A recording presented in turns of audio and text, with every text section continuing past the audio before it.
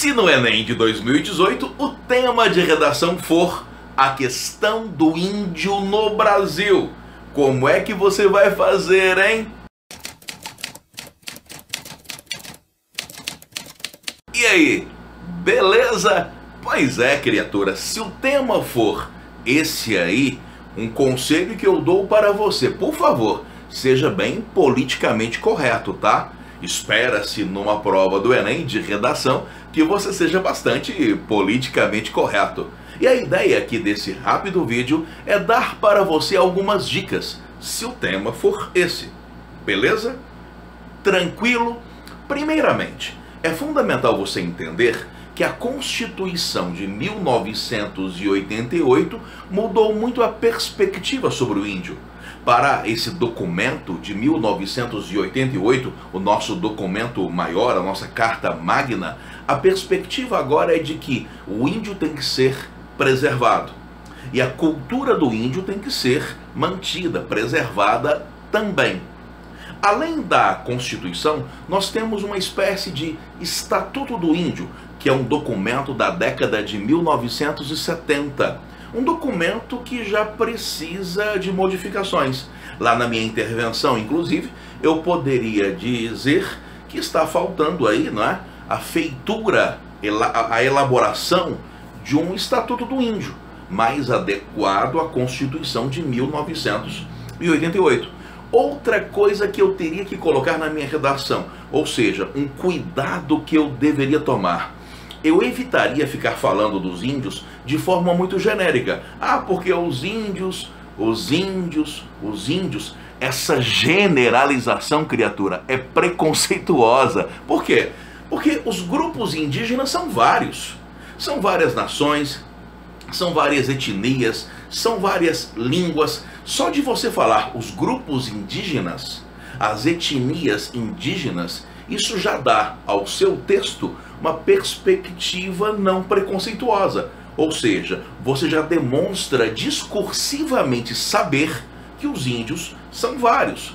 Porque se você fica falando os índios o tempo todo, fica parecendo que para você os índios são só, um povo, uma aldeia só. O que é mais ou menos aquela visão preconceituosa e generalizadora, né? De quem olha de fora e acha que todo mundo é igual.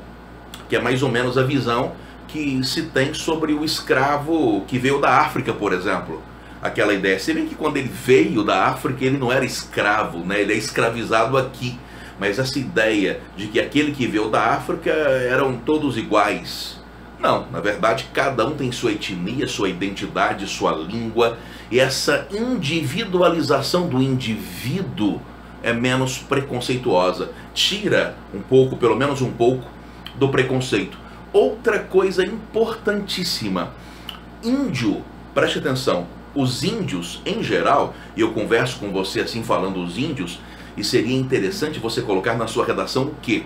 Que de acordo com a própria FUNAI, esses grupos indígenas, essas nações indígenas, devem ser classificadas em 3 grupos maiores.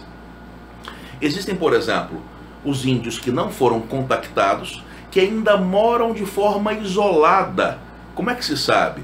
Por foto de satélite, por foto de drone militar, por exemplo. Índios que não foram contactados. E de acordo com a Constituição de 88, a ideia é que eles continuem assim isolados. Fechou? Tranquilo? Existem os índios que já estão completamente integrados. Aqueles que têm documento de identidade, título de eleitor, que votam. Esses aí já vivem normalmente nas cidades com ocupações ligadas à identidade de um cidadão comum. E existem os índios parcialmente integrados, aqueles que vivem em aldeias, em reservas, mas que vão à cidade algumas vezes e que têm contato com a civilização brasileira, com a nossa civilização, vez ou outra por diversas razões. Na verdade, eu colocaria no meu texto que existem esses 3 perfis, esses 3 grupos maiores, e a intervenção urgente em relação a esses grupos que vivem parcialmente integrados, porque são comuns, não é? as rivalidades, as rixas, os embates, por exemplo, com as cidades, com os donos de comércios, com fazendeiros, a questão das doenças, que são muitas, das epidemias, a questão, por exemplo, além desse desassistimento médico, odontológico, a questão do aculturamento. Muitos indígenas, por exemplo, estão esquecendo a língua original, o sujeito já não fala mais a língua dele e também não fala o português direito.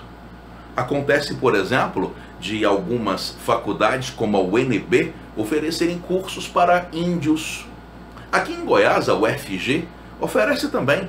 O índio vem para fazer uma faculdade voltada só para ele, para que ele reaprenda a própria cultura e volte lá para a sua tribo para resgatar a sua própria cultura. Mas, professor, eu discordo, eu acho que não tinha que resgatar a cultura dele não. Cuidado, isso é considerado politicamente incorreto, tá? Além do mais, é contrário ao perfil da Constituição de 88. Beleza? Beleza, criatura? Tranquilo? Então, olha, resumindo, eu falaria da Constituição de 88, eu falaria da necessidade de se elaborar um novo Estatuto do Índio, eu falaria que há vários grupos indígenas, várias nações, várias etnias, que podem ser agrupadas nesses 3 grandes grupos, e o problema maior são os índios que vivem parcialmente integrados, porque esses aí têm um problema, inclusive, cultural, de aculturação, além dos embates, dos conflitos, que têm que ser resolvidos pela FUNAI, certo? Que têm que ser mais bem resolvidos pela FUNAI. Em relação ao repertório sociocultural, eu poderia falar, por exemplo, do romantismo, que idealiza o índio. Eu poderia falar, por exemplo, de Macunaíma, de Mário de Andrade, obra lá de 1928. Olha, faz 90 anos agora, hein? Macunaíma é uma boa pedida para o Enem. Ah, e por favor, preste atenção, por favor. Eu poderia até fazer uma oposição, dizendo que o romantismo idealiza o índio. Já Macunaíma, não. Macunaíma apresenta um personagem que é índio, mas nasceu negro.